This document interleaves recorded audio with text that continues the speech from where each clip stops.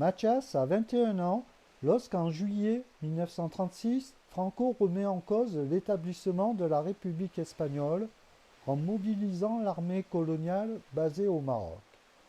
Il travaille à la raffinerie de sucre de son village.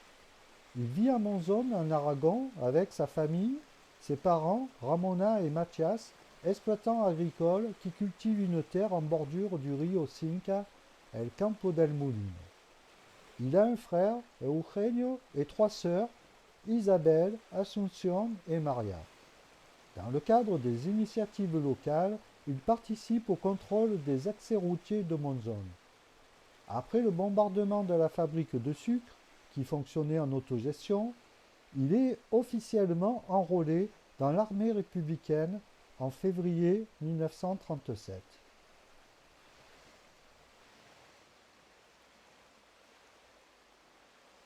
Les dissensions, le manque d'organisation et de moyens favorisent la progression de l'armée putschiste soutenue par le clergé, la bourgeoisie, la noblesse et l'aristocratie espagnole. Les forces franquistes bénéficient de l'aide matérielle des armées nazies allemandes et fascistes italiennes. Leur intervention sur le terrain s'avérera déterminante dans l'issue de la guerre, répétition générale de la Seconde Guerre mondiale.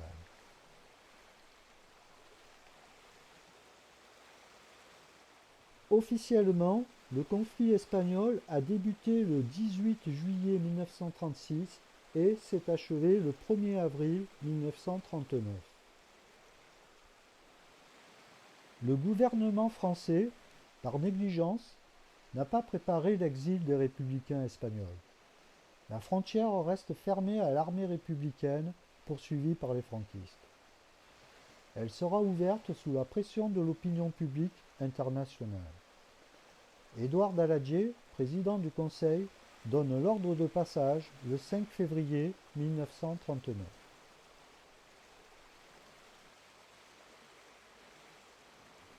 Mathias est l'un des derniers combattants républicains qui passent la frontière après la date officielle du 1er avril 1939. Auparavant, il a dû repasser les lignes pour assister à l'enterrement de sa mère, décédée sur la route de l'exil. Son père est resté à Monzón avec Isabelle, une des sœurs de Mathias, qui par la suite rejoindra son mari en France. À la mi-avril, lors du franchissement de la frontière sur la commune de la Tour de Carol, Mathias est interpellé par les gendarmes. Il réussit à s'échapper de la traction dans laquelle il avait été placé.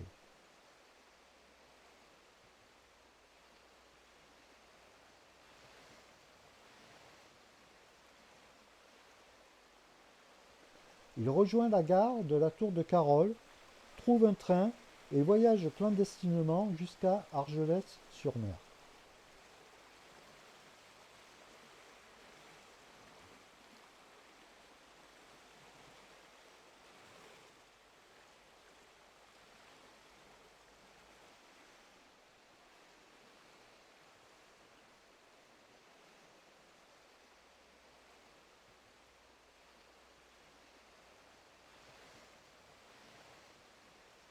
Il sera interné dans le camp de détention établi sur la plage dans l'improvisation par les autorités.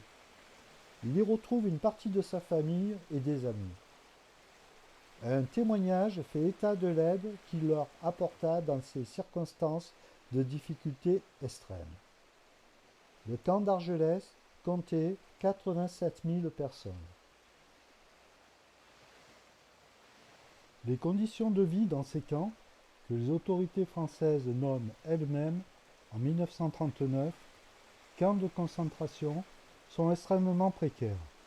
Début février 1939, à l'occasion d'une conférence de presse à propos du camp d'Argelès, le ministre de l'Intérieur, Albert Sarraut, s'exprime en ces termes.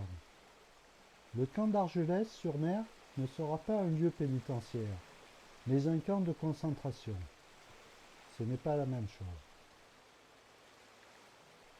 Les réfugiés répartis sur tout le territoire français furent plus ou moins bien accueillis par la population française dans un contexte d'imminente Seconde Guerre mondiale. Suite à l'invasion de la Pologne par l'armée allemande, la France entre en guerre contre l'Allemagne le 3 septembre 1939.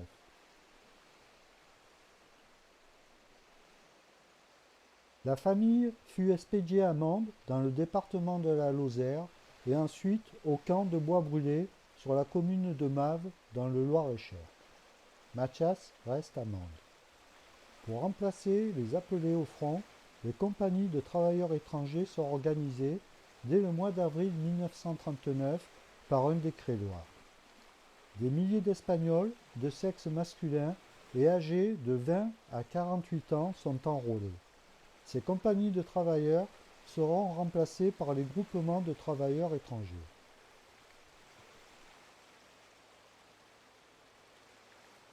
Les groupements de travailleurs étrangers, créés par la Troisième République, sont placés sous l'autorité d'une sous-direction du ministère de la Production industrielle et du Travail.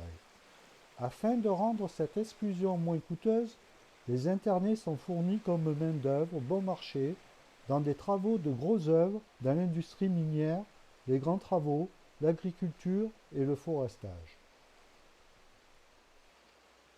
Dans le cadre du groupement de travailleurs étrangers de Mende, Mathias exerce différents métiers, bûcheron, boucher. En 1940, la France est occupée par les nazis. Il réussit à masquer son identité de soldat de la République espagnole et demeure à Mende, 11 rue de l'ancienne maison consulaire. En novembre 1942, la zone libre est occupée par les nazis. Mathias nourrit secrètement un ecclésiastique isolé dans un monastère, trop âgé pour fuir avec les autres moines. Un gradé allemand, se rendant compte de la situation, lui intima l'ordre de cesser son aide, lui expliquant qu'il était en France à cause de ces gens représentants de la religion catholique.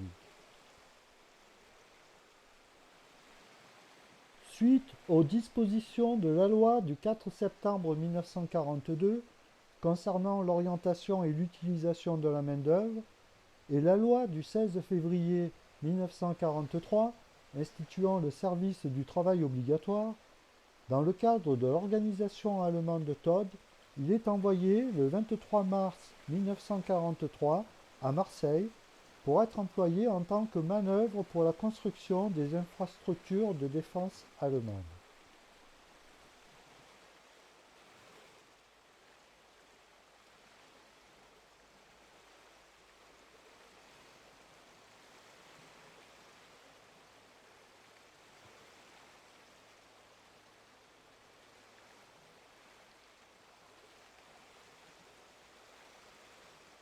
Il survivra aux bombardements alliés qui firent de nombreuses victimes civiles dans les quartiers centraux de Marseille. Après la guerre, en 1945, il est embauché aux ateliers provençaux de réparation navale et industrielle.